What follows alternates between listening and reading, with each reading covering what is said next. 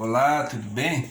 Como quem acompanha o meu canal sabe, eu tenho uma adaptação do romance O Presidente Negro de Monteiro Lobato para o teatro em forma de monólogo, na qual Alessandro dos Santos participa na trilha sonora e também na pesquisa para a obra. Eu estou aqui assistindo o professor Paulo Cruz falando de Malcolm X e eu vou fazer um react aqui. Eu gosto muito do professor Paulo Cruz aqui no YouTube e vejam que ele fala. O Monteiro Lobato atribui a vitória de Jim Roy, o candidato da União Negra, isso na obra de ficção.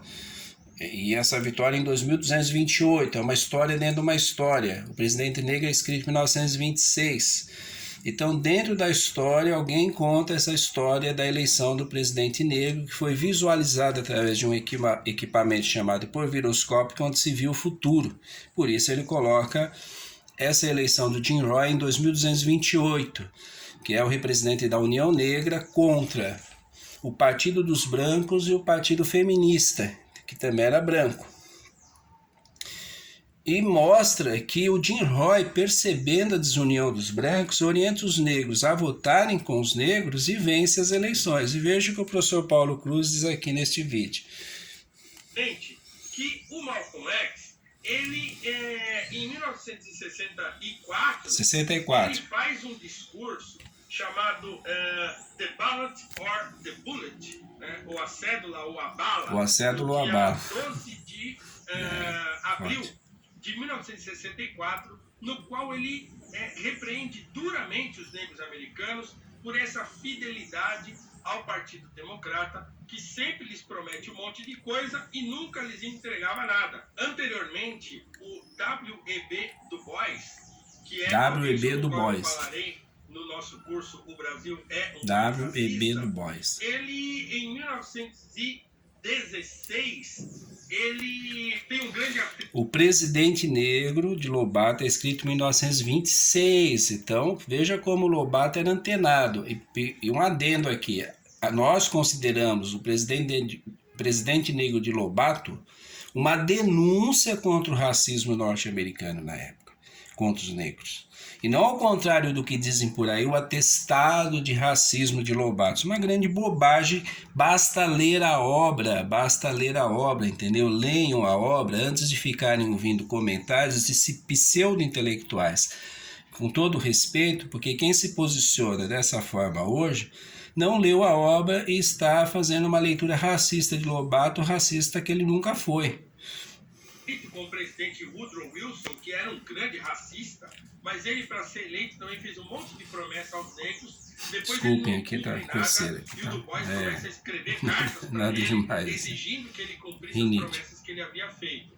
Então, lá na década de 60, o Malcolm vai fazer a mesma coisa, só que com o seu público, com os negros. O que ele vai dizer? Que essa fidelidade dos negros ao Partido Democrata é burrice, é estupidez. Então, eu queria ler para vocês um trecho desse discurso do Malcolm X, que ele fez em 1964, no qual ele repreende os negros por essa fidelidade sem precedentes. 1964, o ano que eu nasci, ontem eu fiz 61 anos de idade, ontem dia 28 de março, e continuo animado em continuar apresentando o monólogo Presidente Negro. Já tem uma nova gravação prevista para esse meado de 2025, para meados de 2025. Aguardem, isso estará muito melhor das duas versões que eu já apresentei.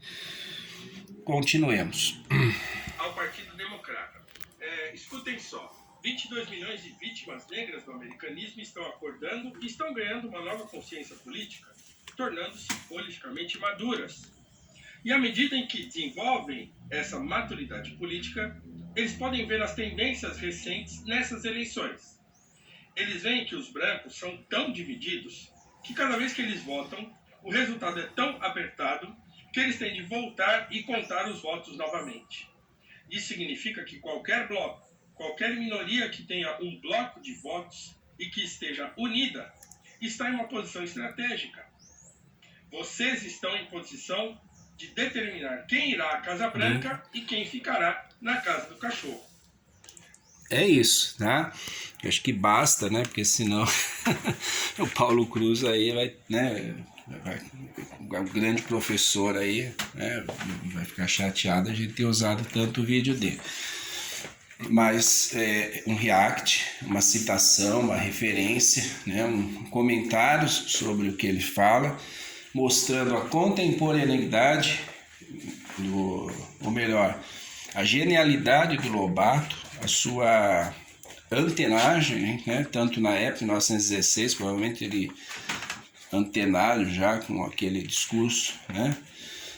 Citado aqui em 1916, o livro, repito, foi escrito em 1926, com o intuito de ser lançado nos Estados Unidos, e foi rejeitado por todos os editores por ser considerado ofensivo para o povo americano. Isso é uma das provas de que o livro era muito crítico ao racismo na época, aí sim ao racismo estrutural dos Estados Unidos. Aí podemos falar em racismo estrutural de fato, porque havia leis proibindo o casamento, frequentar os mesmos ambientes e tudo mais.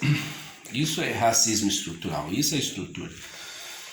E o Lobato faz uma crítica a isso no livro. É óbvio que os editores americanos recusariam a obra dizendo que ela era ofensiva. Sim, ofensiva àqueles brancos racistas, não todos, obviamente, mas àqueles que dominavam o cenário nesse sentido, tá?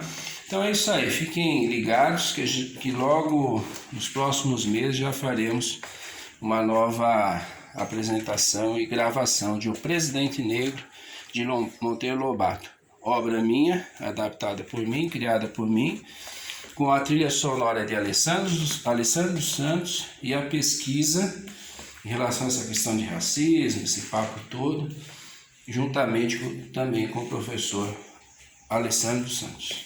Ok? Muito obrigado.